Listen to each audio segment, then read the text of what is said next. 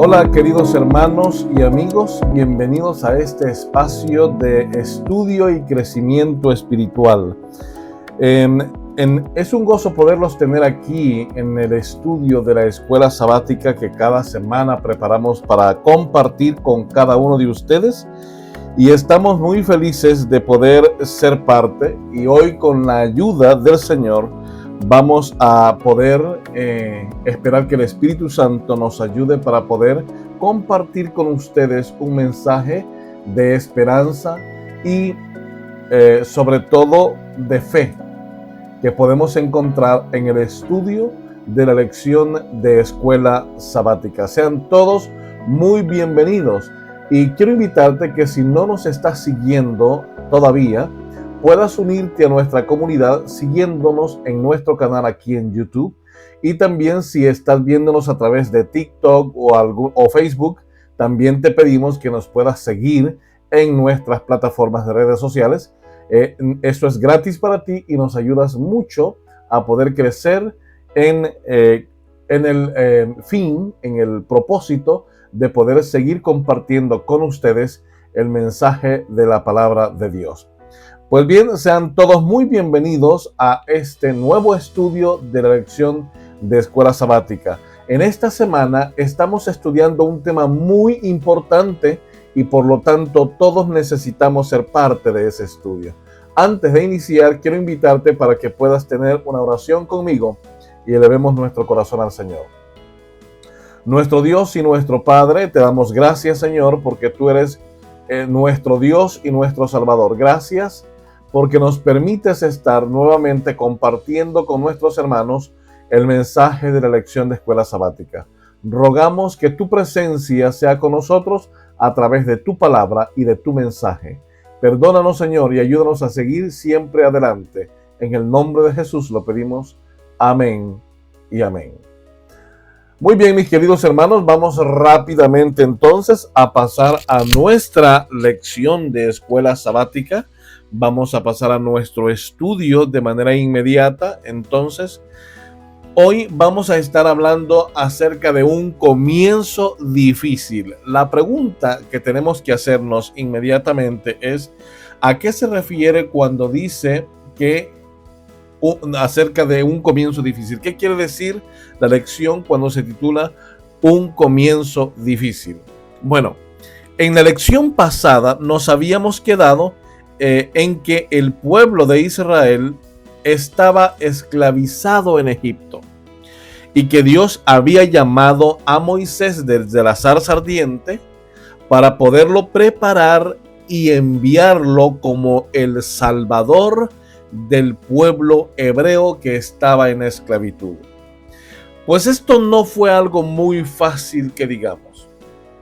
Moisés, a pesar que había sido un hombre preparado para el trono de Egipto, había sido criado en el trono y educado en las diferentes universidades y centros de educación de Egipto, era un hombre que después de haber huido de Egipto tenía dudas y tenía temores como cualquier otro ser humano. A veces podemos pensar que Moisés era un superhombre, pero no, Moisés era un hombre común y corriente que tenía sus temores, tenía sus luchas, tenía sus dificultades, y es contra aquello que Moisés debía luchar y debía prepararse, más allá de lo que lo esperaba en Egipto. De manera que el texto clave de esta semana lo encontramos en el libro de Éxodo, en el capítulo número 5, versículos 1 al 2, que nos dice: Después Moisés y Aarón se presentaron ante Faraón y le dijeron: El Señor, o sea, Yahvé, el nombre sagrado de Dios, el Dios de Israel, dice así: deja ir a mi pueblo a celebrarme fiesta en el desierto. Y Faraón respondió: ¿quién es el Señor Yahvé, o Dios Yahvé? ¿Quién es Jehová para que yo obedezca su voz y deje ir a Israel? Yo no conozco a Yahvé, ni tampoco dejaré ir a Israel. Esto es muy interesante porque en el marco de la preparación de Moisés para poder ir a Egipto a salvar a Israel de la esclavitud, hubo varios pasos que realizar. Primeramente, Moisés se presenta ante Dios y le dice: mira, Señor, que yo tengo un montón de problemas y no me siento capaz de ser el Salvador. Eso lo vimos en el estudio anterior. Sin embargo, Dios le dice a Moisés: mira, yo te voy a dar las herramientas, te voy a equipar, te voy a poner en tu boca las palabras que debes decir. No digas que eres tartamudo, no digas que tienes temores y miedos, porque yo voy contigo. Es la certeza, es la promesa que Dios le da a Moisés. Sin embargo, aún así, habían otras situaciones que debía Moisés superar. Y esta lección de esta semana prácticamente nos enfocamos en ello, en cómo Moisés debía superar cada desafío antes de sacar al pueblo de Israel de la esclavitud.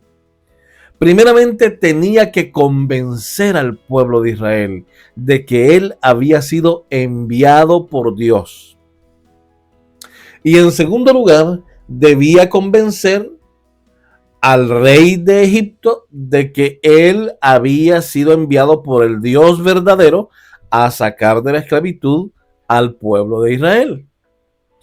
Todas estas cosas o este proceso era muy difícil, mis queridos hermanos. Yo creo que en la vida cristiana sucede de la misma manera.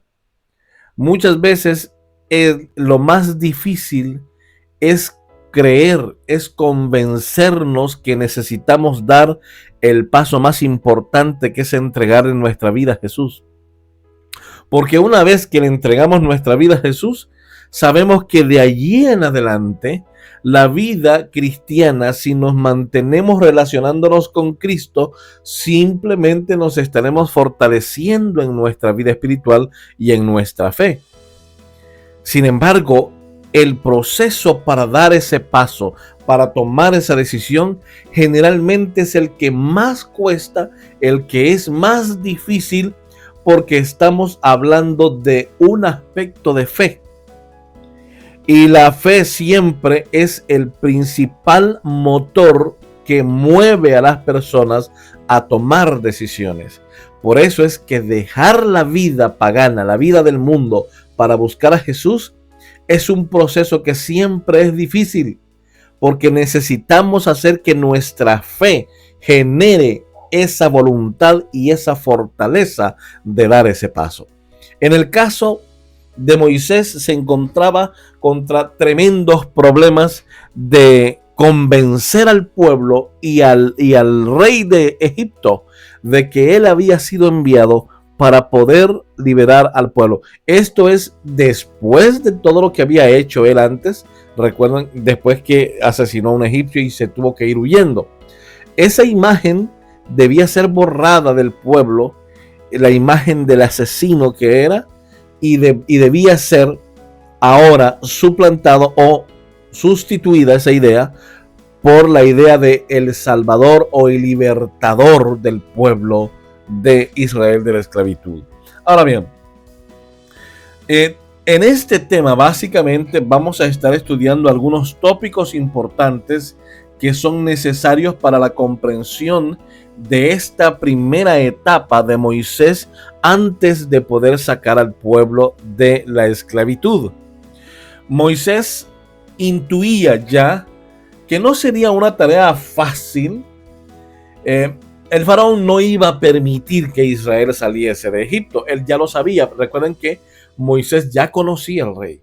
Sabía cuál era el temperamento de los reyes de Egipto, las decisiones que tomaban, los intereses políticos, sociales y religiosos que tenían, por las cuales no dejaría ir al pueblo de Israel así a la fácil.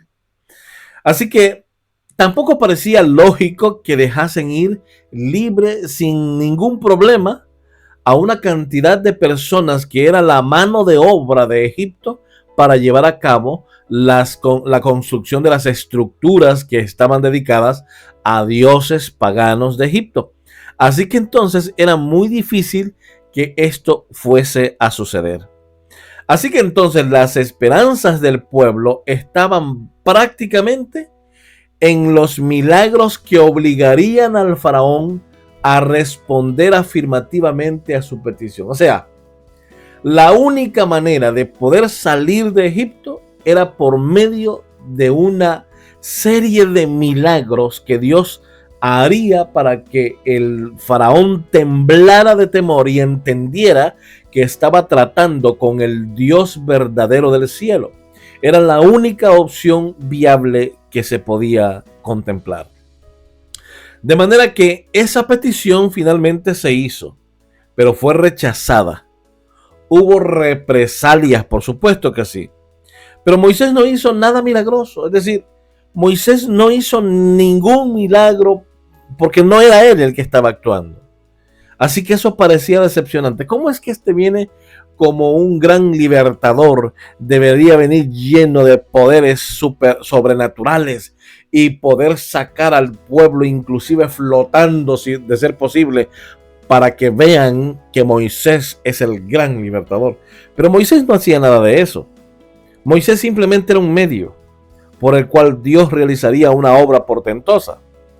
Y esto era prácticamente decepcionante para la mayoría de los creyentes o para la mayoría del pueblo. ¿Por qué razón? Porque no estaban, ellos estaban esperando. Miren que habían pasado 430 años desde que la promesa había sido dada a Abraham. Y ahora el pueblo de algún modo había fanatizado la esperanza. Así como el pueblo de Israel fanatizó la esperanza de la venida del Mesías, que lo esperaban como un gran caudillo de guerra que vendría a liberarlos de la opresión de los imperios. Asimismo, este pueblo allá en Egipto esperaba que su libertador apareciese seguramente en un caballo blanco, con un gran ejército de soldados que volaran por encima del aire y que con milagros portentosos sacaran al pueblo de la esclavitud. Y cuando ven a Moisés, que Moisés era una persona que antes había salido huyendo de Egipto, para muchos esto era un contraste con la esperanza que ellos tenían. Así que durante esta semana estamos viendo prácticamente dos tópicos. El primer tópico es la petición que Moisés hace a Faraón. Deja ir a mi pueblo, dice Dios. Ahora, a esta petición vemos la respuesta del Faraón, que está en Éxodo 5 del 1 al 2. La respuesta del pueblo, Éxodo 5 del 3 al 21. Y la respuesta de Dios, que está en Éxodo 5 del 22 hasta el capítulo 6, versículo 8. Y finalmente vemos la respuesta de Moisés, que está en Éxodo 6 del 9 al 13. En todos estos aspectos vamos a ver cómo Moisés se encuentra en una encrucijada, porque Faraón le responde negativamente, el pueblo responde negativamente, y entonces Dios le recuerda y hasta pareciera que se enfada, parece que se enoja, le reclama a Moisés, porque Moisés vuelve a usar una serie de excusas que antes había usado. Y finalmente Moisés responde. Por último, lo que vamos a ver en esta semana es el papel de Moisés y Aarón, que está en el capítulo 6, versículo 28 hasta el capítulo 7, versículo 7 del libro de Éxodo, en donde Dios finalmente revela, Moisés y Aarón finalmente ejecutan la misión que Dios les ha mandado a realizar. Muy bien, vamos ahora a enfocarnos entonces en la petición de deja ir a mi pueblo que Dios le hace por medio de Moisés al rey Faraón. Bien, fíjense que en el libro de Éxodo capítulo 5, versículo 2, nos dice la respuesta que Faraón le da, que es el texto clave de la semana. Y Faraón respondió, ¿quién es el Señor? ¿Quién es Yahvé? Para que yo oiga su voz y deje ir a Israel. Yo ni conozco a Yahvé, a Jehová, ni tampoco dejaré ir a Israel. la convicción de que no lo dejaría ir por nada del mundo se deja entrever en la seguridad y la certeza con la que dice estas palabras el rey Faraón. De manera que vamos a ver este faraón que estaba gobernando en Egipto, prácticamente era un niño cuando comenzó a gobernar. Tutmosis III era el que estaba gobernando y comenzó cuando era un niño y fue puesto allí en el trono bajo la regencia de Hatshepsut para evitar que Moisés fuese proclamado faraón. Fíjense qué interesante. De manera que todas estas situaciones habían llevado a Moisés a creer que él de manera militar o tal vez de otra forma podría ser el libertador del pueblo de Israel. En principio se manejaba la idea de que una vez que él estuviese en el trono como rey, él podría libertar al pueblo. Sin embargo, esa ventaja o esa estrategia se ve esfumada una vez que él es reemplazado en la estrategia. Y ahora Tutmosis III, que era un niño, llega a ser rey antes que él. Y por lo tanto Moisés dice, bueno, entonces ya no es siendo rey, sino que seguramente es a través del aspecto militar. Y vemos finalmente cómo termina matando a un egipcio y se tiene que ir huyendo, porque se dio cuenta que hasta su propio pueblo lo rechazó. Y ahora sale huyendo. Y ese rechazo del pueblo es lo que Moisés temía en gran parte a la hora de regresar con la estrategia que Dios le había dado ahora para sacar al pueblo de Israel. ¿Qué quiere decir todo esto, mis hermanos? Que muchas veces nosotros intentamos por nuestros medios, por nuestros recursos, a través de nuestra forma, de nuestras ideas, llevar a cabo un plan. Pero lo que tú no quieres entender es que sobre eso que tú quieres alcanzar, Dios también tiene un plan. Y el plan de Dios es mejor que el tuyo. Por esa razón, tenemos que confiar en el plan de Dios, no en nuestro plan. Y eso fue lo que sucedió con Moisés. Moisés confió en su estrategia, en su capacidad militar, en su capacidad de gestión como candidato al trono. Sin embargo, ninguno de esos planes era el plan de Dios. El plan de Dios era enseñarle a Moisés, ayudarle a Moisés a desaprender todo lo que había aprendido de pagano en Egipto. Y durante 40 años más le enseñó a desaprender y luego le enseñó la humildad, que era lo que Moisés no tenía, para prepararlo e ir a sacar al pueblo de Israel. La humildad y la confianza en Dios Todopoderoso era lo que Moisés necesitaba desde el principio. Era lo que nunca había aprendido y que le costó aprender 40 años en Madián para poder estar listo e ir a liberar al pueblo de Dios. Ahora bien, cuando Moisés huye de Egipto, Tutmosis o el faraón adolescente era, pues eso, un adolescente a cargo de todo un imperio. Ahora, esos 40 años después que Moisés se encuentra allá en Madián, lo prepara el Señor para poderse encontrar de nuevo con el faraón que lo persiguió para matar. Imagínense qué interesante. Era un reencuentro con su sombra pasada, con sus hechos pasados. Así que entonces la pregunta que se hacían en Egipto es, o el mismo rey, ¿habría venido para reclamar su derecho al trono? La verdad es que no.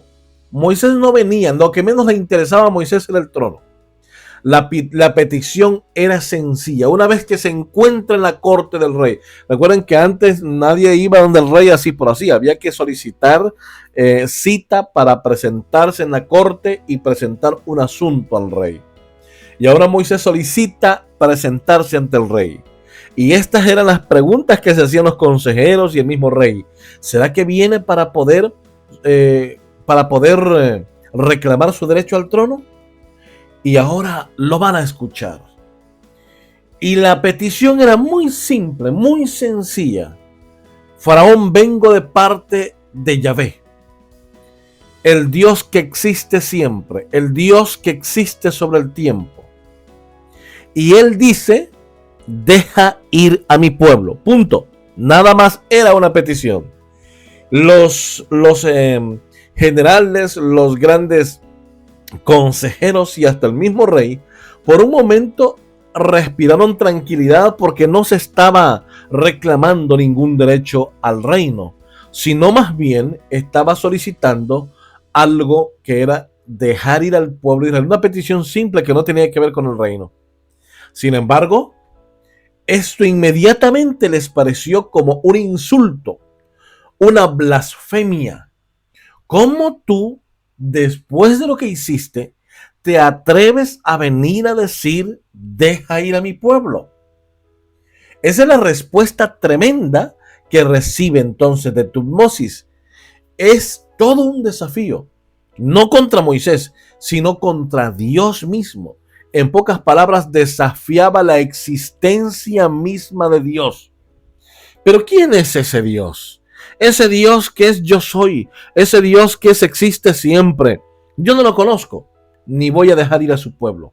Era un desafío a la existencia misma de Dios. Eso nos hace recordar, mis queridos hermanos, que en Apocalipsis 11:8, ahí se nos relata cómo una bestia surge del abismo. Esta bestia sabemos que es Francia, el imperio francés que en el siglo XV, en el siglo XVIII surgió. La actitud de este faraón es prácticamente la misma que encontramos allí en Apocalipsis 11:8, aunque de manera simbólica. Representa a una nación durante la revolución del siglo XVIII, básicamente, al igual que Faraón. La República Francesa declaró abolida la religión y se manifestó como una nación atea. Básicamente lo que dice allí Faraón es, yo no conozco al Señor, y como no lo conozco, pues no voy a dejar ir a su pueblo. Es decir, no me interesa nada que tenga que ver con el Dios que tú dices que representas. Y la gran Francia del siglo XVIII hizo exactamente lo mismo. Se declaró atea. El origen del ateísmo moderno pues tiene sus cimientos prácticamente en las revoluciones francesas de allá de 1778 hasta 1798. En esas revoluciones están los cimientos del ateísmo. Más tarde encontraremos los cimientos del evolucionismo, que aunque parezca que es lo mismo, no lo es. El evolucionismo es una cosa y el ateísmo es otra cosa. El ateísmo es realmente una religión. De manera que esa actitud que encontramos allí en los primeros capítulos de Éxodo, en donde Faraón finalmente se declara ateo en contra de Dios mismo y lo desafía, eso mismo lo encontramos en la Francia atea del siglo XVIII y que se ha proliferado por todo el mundo, y encontramos esa misma sintonía con muchos lugares, muchas personas, especialmente en Europa, donde en los mismos centros de educación se prefiere enseñar aspectos científicos disfrazados de aspectos ateos disfrazados de científicos.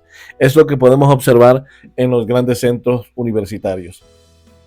Ahora bien, la respuesta del pueblo, miren qué interesante. Una vez que Faraón rechaza la petición y desafía la existencia misma de Dios, ahora viene el pueblo y le da una respuesta a Moisés. En el capítulo 5, versículo 21 dice, les dijeron, mire Jehová sobre vosotros y juzgue, pues nos habéis hecho abominables delante de Faraón y de sus siervos, poniéndoles la espada en la mano para que nos maten. Una de las reacciones que Faraón tomó una vez que rechazó la petición de Dios a través de Moisés fue que colocó más carga sobre el pueblo que estaban construyendo sus diferentes edificios y pirámides. Colocó más carga sobre ellos. Y todavía aún, como les hacía cesar en el séptimo día, en el día de Shabbat, para descansar, entonces les dijo, bueno, como tienen tiempo de sobra, entonces ahora no se les va a dar las herramientas para poder trabajar ni los recursos con los que están trabajando. Van a ir ustedes también y van a conseguir esos recursos, pero no va a disminuir en nada la cantidad de trabajo que realizan cada semana. Esto fue terrible porque era la forma estratégica perfecta la que Faraón estaba utilizando para que el pueblo se ensañara contra Moisés y contra Aarón. Cuando Moisés realizó ante el pueblo las señales que Dios había dado, que le creyeron y adoraron a Dios. Pero cuando vemos ese cuadro, podemos imaginar cómo esperaron expectantes la respuesta de Faraón a su petición. Y la respuesta fue realmente inesperada. Faraón no solo se negó, sino que les obligó a realizar su trabajo sin darles ni los materiales necesarios, pero les exigió los mismos resultados. ¿Cuál es la excusa para imponer una orden tan irracional? Moisés y Aarón, según Tutmosis, les hacían cesar en Shabbat de sus tareas, lo que les acabo de decir. Si tenían tiempo para hablar de religión y de libertad, también tendrían tiempo para buscar paja. Al ser maltratados, los capataces se quejaron al faraón, pero no fueron escuchados. Entonces se volvieron contra Moisés y Aarón, acusándoles de ser los culpables de empeorar su situación. Así que ahora, el faraón está contra Moisés y contra Aarón, y ahora el pueblo mismo estaba contra Moisés y Aarón. Tremenda situación en la que Moisés estaba ahora involucrado.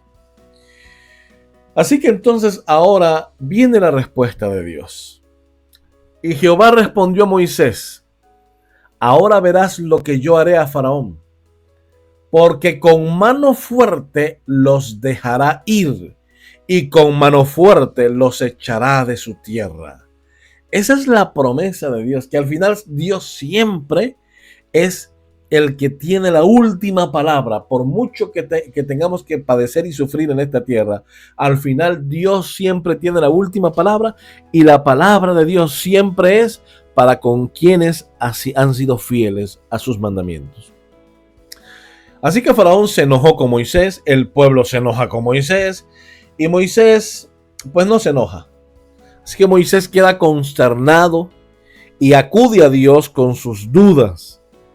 ¿Por qué afliges a este pueblo? ¿Para qué me enviaste aquí si esto era lo que iba a suceder? Vamos a examinar la respuesta que Dios le da a Moisés en el capítulo 6, versículo 1 al 8. Lo que he hecho, miren lo que he hecho, lo que Dios ha hecho. Me aparecí a los profetas, le dice Dios a Moisés. Luego le dice, establecí con ellos mi pacto.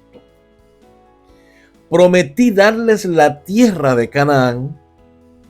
He oído el gemido del pueblo, por eso es que te he mandado, porque he oído el clamor de mi pueblo. Me he acordado de mi promesa. Eso es lo que Dios ha hecho hasta ese momento. Ahora lo que Dios hará, miren lo que Dios haría en ese momento con Moisés para el pueblo.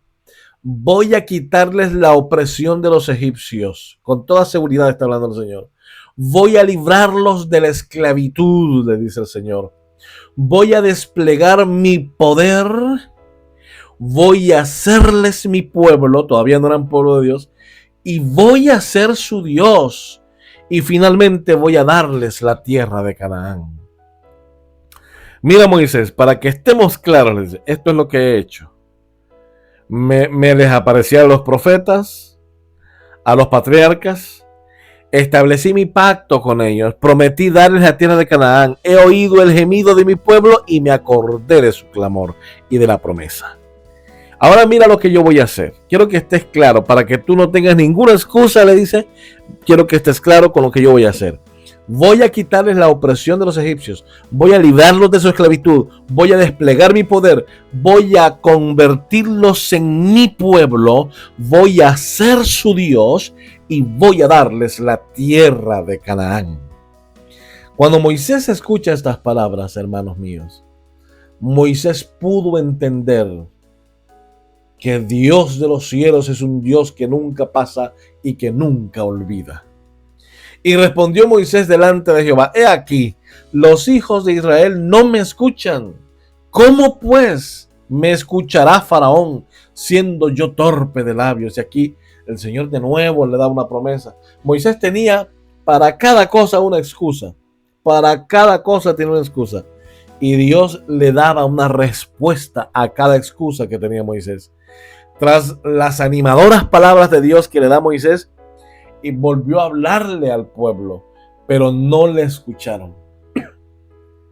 Después Dios le pidió que volviese a hablarle al faraón para pedirle la libertad de Israel.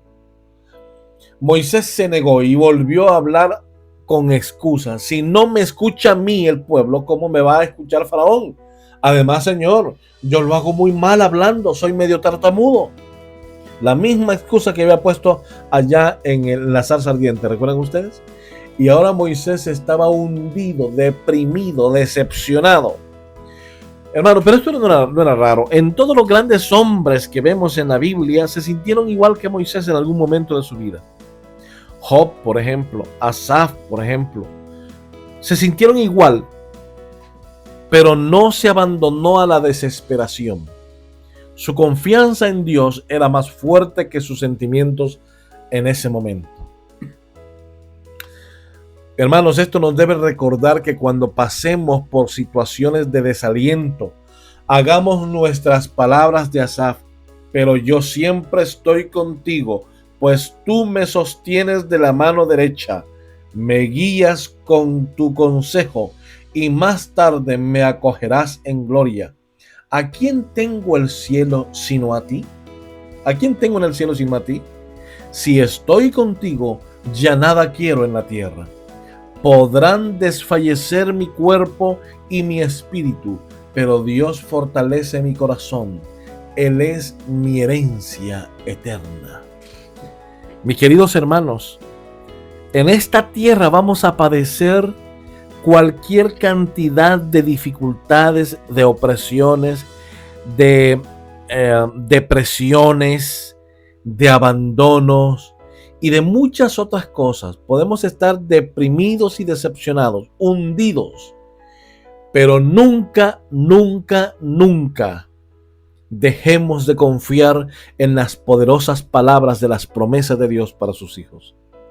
Las promesas del Señor para sus hijos son las únicas que deben mantenernos firmes. A pesar del sufrimiento, a pesar de las situaciones, mantengámonos firmes, porque después de la tormenta siempre viene la calma.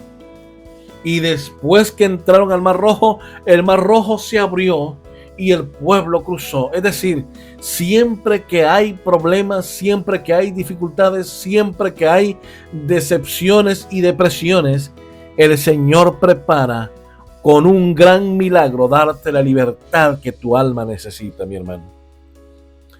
Por esa razón es que necesitamos entender que en esta vida tenemos un papel que realizar como Moisés y Aarón, una función conforme al propósito de Dios.